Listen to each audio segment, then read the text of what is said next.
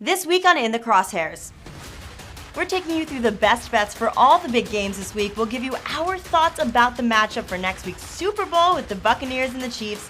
Then we're going to look at what's going on this week in basketball in both college and pro. And Line Sniper's PGA specialist James Mazzola will talk us through what to expect from the Farmers Open. All of that and more right now on In The Crosshairs. Hello everyone, welcome back to In The Crosshairs, your definitive resource for all things sports betting.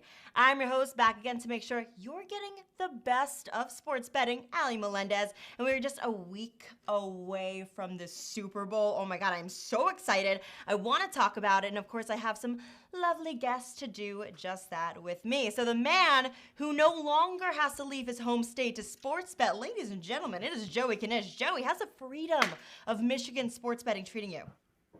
Fantastic. It is very nice not to be, sending money to different, places in the Caribbean to be able to get bets down. So, no, that's exciting. And I'm going to have to take the belt back today from Mr. James over there after losing the championship belt. I'm a little salty, but no, we'll little Super Bowl, little NBA today, so it's good to go. Well, speaking of the belts, we got joining Knish fresh off of his win on the Moneyline Is Right. And just in time to talk about the PGA Farmers Open, it is James Mazzola, everybody. James, how's it going? How's golf been treating you recently, man? Talk to me. Golf was great. Hit the first outright winner last week of the 2021 season. Unfortunately, I can't place a legal wager here in California for some reason, so I'm a little envious of Joey Knish. Hopefully that changes soon, but I'm still sending my money offshore just like the rest of us out here in the Golden State, but I'm excited to talk a little football and NBA today for sure. All right, guys. Well, so happy to have both of you here. Obviously, we're going to jump right into today's topics with a look at the Super Bowl, baby. And really quick to all of our fans at home, stay tuned right here to Line Sniper HQ on YouTube every day until the Super Bowl. We have a lot of stuff coming out to get you ready to make a killing on that big game, but that is later on. Right now, get focused because we are going to actually talk about Super Bowl 55. And yeah, who knew? I mean, a lot of people knew, but I didn't know Brady and Pat Mahomes. Oh, we got to get into it, guys.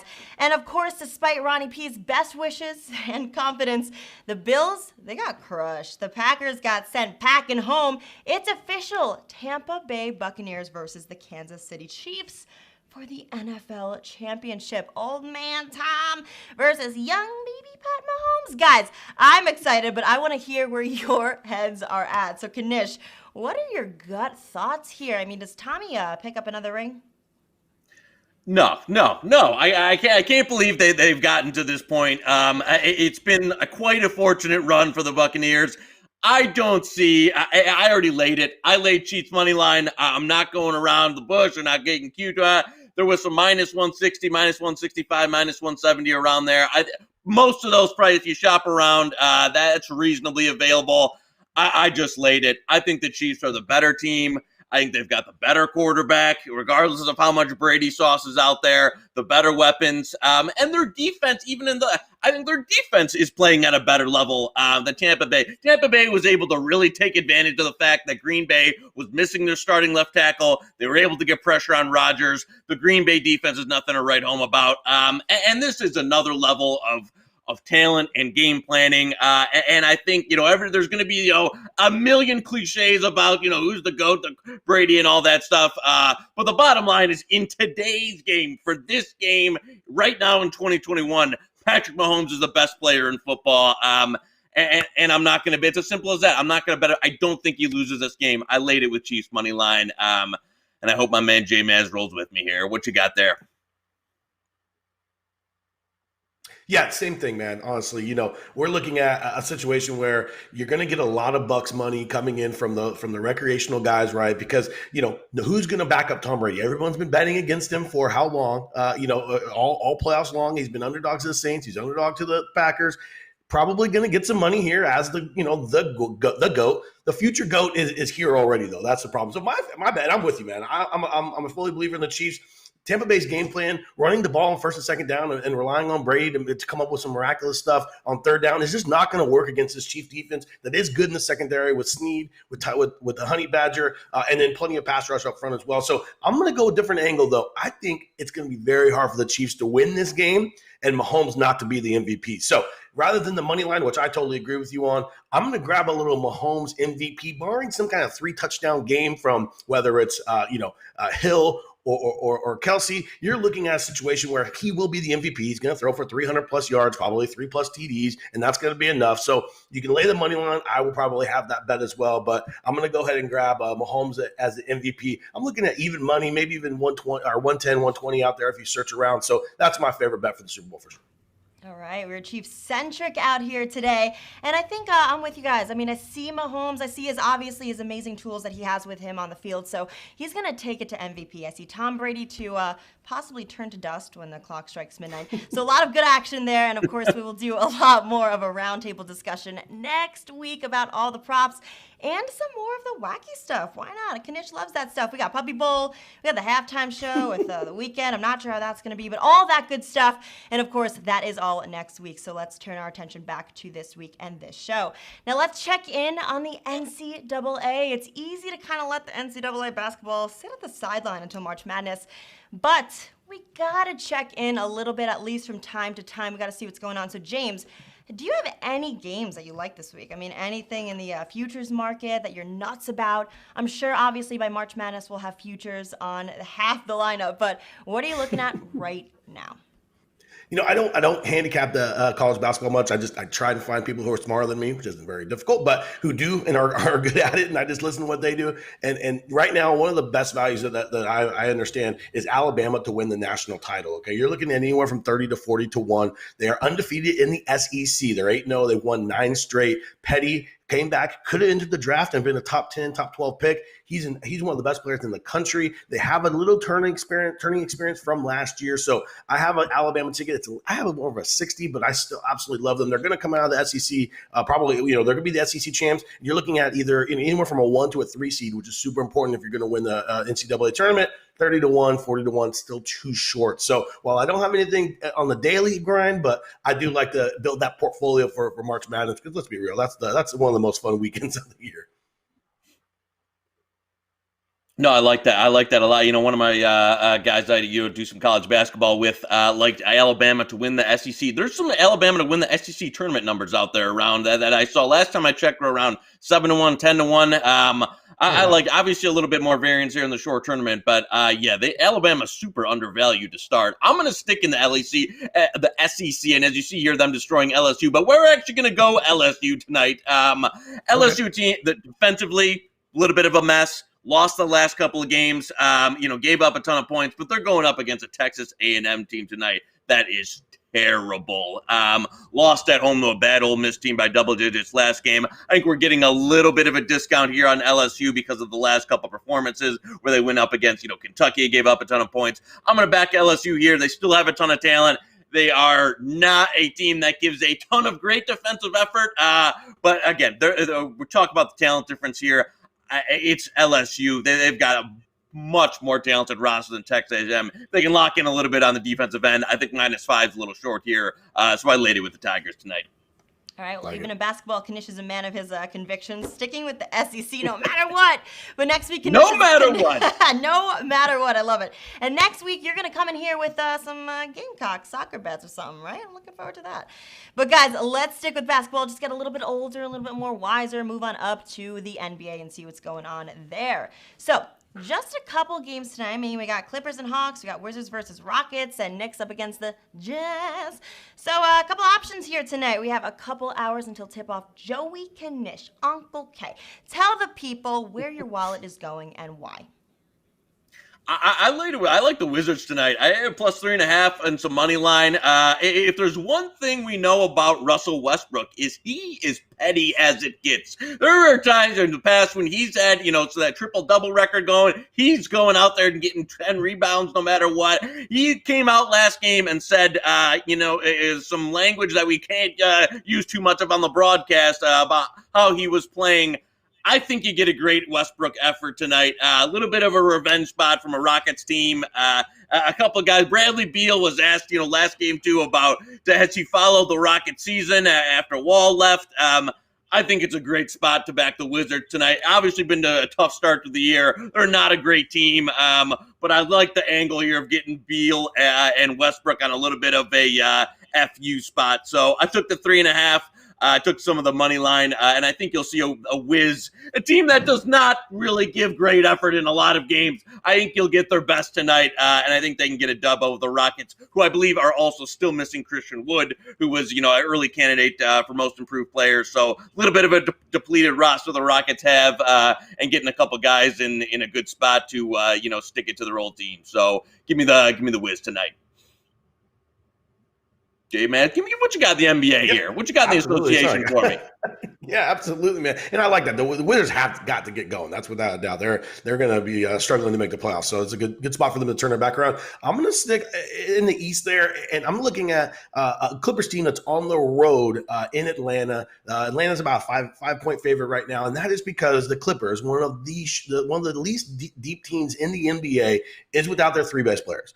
There's no Kawhi Leonard, there's no Paul George, and there's no Patrick Beverly, and they're going against a team, an 8-8 Hawks team that showed a lot of promise early. They've cooled off a little bit, but ultimately there's going to be absolutely no one on that team that's going to be able to guard Trae Young, and that's going to be the biggest issue for the Clippers tonight. Also, I don't love the supporting cast there in LA is just not up to par with the rest of those superstars and whom they are missing. I like them. Like the Morris bro is not going to be able to shoulder the scoring load necessary to be able to keep up with this high-flying Hawks team. So I'm going to lay the 5 points. I don't think that incorporates what PG and Kawhi mean to that team. So I'm going to lay the 5 points with the Hawks at home tonight against the Clips. All right, cool. I'm liking where your heads are at, guys. Now, Knish, you mentioned that Westbrook is still coming off that COVID scare. I mean, he put up 9 points last game. He's not going to be happy about that, obviously, and he's going to want to come back harder. And you also mentioned Brad Beal said earlier this week he thought they were playing below where they should. I think we see a pissed-off Wizards team really bring it to an overvalued Rockets team tonight, so I'm with you on that. But let's keep the ball rolling here, guys. Want to catch up to you while your heads are in the game, so we got to stay in this momentum all together. Now, NBA games, right? We got a ton of props to look at, both tonight and season-wide if we zoom out a bit. So, James, is there anything you're looking to play sooner rather than later? The one bet I will have tonight, and I spoke of it earlier on this Clips team. Morris is going to have to, and I apologize. I get them confused. I have no idea which one plays for which team because honestly, their names are the exact same to me. So it's like I always get them confused. I'm going to mess that up right now. I'm just going to tell you the Morris bro is going to go over his scoring prop. I believe I saw it at 17, 18 points. He's the only guy they have who's going to get buckets in this game, and he's been known throughout his career when he can to just go out there and fill it up. So I'm going to take him to go over in the same game that I just mentioned, simply for the fact that they have no other options on that team, considering who they have out tonight. No, I like that. I like that a lot. But I'm going to go a little bit more, macro approach here to the Eastern Conference, and have the Brooklyn Nets funeral right now. I mean, this team cannot stop like a high school kid or couldn't defend a folding chair. I mean, this lineup with Durant, Irving, Harden, Green, and Harris is one of the worst defensive lineups I have seen in the NBA. They're giving up, like Colin Sexton going one-on-one, scoring 120 to the Cavaliers. The Nets Eastern Conference futures prices are ridiculous. Like +1, some sites are 110, 120 out there for to win the East. Absurd. Also, what do we know about the Nets organization top to bottom? They hire people that might not come through in the clutch. I'm not going to name names here, but the bottom line is that the Nets total fade for me. I took some Sixers to win the East. I took some Bucks at 350. There's Sixers at 7-8 to 1 out there. Bucks 3 to 350 out there. I like those. Unless the Nets absolutely nail their roster, they need a couple buyout guys. They need to make another move. They don't have a defensive line. They have 5 guys and DeAndre Jordan, and none of them got maybe Kevin Durant when he's locked in. They don't have any defense. Not enough. The East is loaded. Nets fade all in. Is he still talking? Is he still talking? Sorry, I'm getting some audio interference because I know that Joey Knish wasn't calling my Nets an overvalued team. Right? No. Or saying anything That's about the fair. people they employ. Okay. Well, no, I'm going to agree with you there. Offensive, we didn't really need that, but we'll get into that. We need defensive, and we'll talk about that another time. I love the Nets, though, so end of story. All right. I don't have time to fight Knish on the Nets or lose my job with them or, anything else. So while I'm working, at least, we'll take it off the table after and we'll have a discussion. But let's move away from this argument because it is time for the James Show, baby, which means we just get to sit back, relax, and not talk about the Nets and let James talk about golf. Now, James, a lot of people that watch the show and most of us that are on this show love to tail you on your golf picks. And as our resident PGA expert, we got some stuff to cover. So this week is the Farmers Insurance Open at the Torrey Pines course in San Diego. Now, I understand there's also a Dubai Desert Classic going on, but I'm going to keep it real with you guys. I have no idea about that. So, James, the floor is yours. What is going down on the links here? Absolutely. Let me steer you in the right direction. Ignore the European Tour, okay? The big boys play on the PGA Tour. So this week they are in sunny San Diego, my former home. So this is actually a special golf tournament for me because I've played Torrey Pines a million times. So I love handicapping this golf tournament, knowing the course setup, knowing how it goes. Long course, POA greens, and they're going to get a little bit of weather on the coast this week. So we're going to look for some players who can hit that, who can control the ball in the wind. I have a favorite for this tournament, outright top 10. Take him in the head-to-heads. I absolutely love Viktor Hovland in this tournament, okay? He's in his third year as a pro. He already has 2 wins. Now they are in smaller events, but Hovland is one of the best ball strikers on tour. What he struggles at is chipping and putting around the greens. The reason why this week sets up perfect for him is Torrey Pines has some huge greens, meaning his chipping may not have to come into play as it would on a golf course that has smaller greens where they're going to be missed more often. More importantly, Torrey Pines greens themselves are not really undulated, right? So they're relatively flat, which helps bad putters. And finally, that POA grass that I had mentioned as the putting surface, bad putters absolutely love POA because it's bumpy, and basically everyone sucks at putting. So it's kind of, it puts a little more variance into it, which helps the guys who are a little inferior with the flat stick. So Viktor Hovland outright, get him in the top 5, get him in the top 10, get him in your matchups. That's my guy for the week. I got chills because honestly, watching you and listening to you talk about golf is like watching an artist at work. You know what I'm saying? But you know a thing or two about it for sure. Flattery but if you want to tail okay? any of those fantastic PGA picks from James, be sure to do so. And of course, you can find all that action on his Twitter at JMazJD. And because, hey, we love Uncle K as well, you can find Knish's best bets and rants at Joey Knish22. So how's that for shameless promotion? You know you love it. You're welcome, boys. But guys, before I let you go, we still have some business to take care of. You know that it is time for the best bets of the week. That's right. So no other rules, nothing fancy, just, hey, the best moneymaker that we got. Knish, you're going to start us off strong with, let's see, some hockey. Some hockey, right? Yeah? I almost win hockey. That was a good game. I'm going to flip it, though. Little bit of soccer this weekend here. Now, English Premier League, not a league that, is very simple. You're not going to make a ton of money, maybe harder than the NFL for most people that are out there. But I like this weekend Spurs, Liverpool, Tottenham, Liverpool this weekend. I have been a buyer on Spurs all season. They've gotten a little bit healthier here and Liverpool is just losing guys left and right. They've had to put one of their central midfielders into defense. They're down 5 or 6 guys on the season due to injuries or COVID and that. They've been out of form. They got a lucky winner against Spurs very, very late the first time these teams played. They're chalk here. You can get Spurs on the Asian money line right around plus a quarter goal if you're familiar with that. I like Spurs pick at plus money as well. Bottom line is I'm on Tottenham this weekend in a couple of different ways. I like them outright, and I think you're paying a premium here on Liverpool, a team that's been totally out of form and is missing half of their starting lineup. Give me Spurs, Jose Mourinho, and take it this weekend. Awesome, Knish. Love it. James, what about you, my man? You got some nice plays for us? Are we going back to the desert in Dubai? I mean, what is your best bet this week? We're going to stick to San Diego. Every golf handicapper's bread and butter is going to be your full tournament head-to-head matchup. So I'm going to go with my favorite one of the week. I have a guy who's an underdog who I have as valued, who should be favored in this matchup. The Canadian Corey Connors is matched up against Jason Day. So Corey Connors has four top 15s in his last 5 starts, one of the best ball strikers on tour. And again, not a great putter, but as I said before, that can be minimized a little bit at Torrey. He's up against Jason Day, who in this market this week is being overvalued for the fact that he has shown success at Torrey Pines. I'm not a big course history guy. I actually like to fade the course history guys because you do get that edge in the market. More importantly, Jason Day has been battling injuries. He's outwardly said that he is changing his golf swing. He's working on something that's taking a little bit of pressure off of his back. And the final caveat, he's changed all of his equipment, right? He has new driver, new wedges, new putter, new irons. So whenever I see golf swing change, golf equipment change from a guy who hasn't shown much in the last couple of years, and he's a favorite over a guy like Corey Connors, who's an elite ball striker, I'm going to be on that every single time. So give me Corey Connors over Jason Day. I love it. Awesome. All right. Thank you guys for your lovely bets. Again, always a nice little caloric-filled sweet treat to have you boys on. So, of course, thank you all at home for joining us, watching us. Remember, you can find absolutely everything by us on linesniper.com and go ahead and follow our socials. That's LineSniperHQ on all platforms.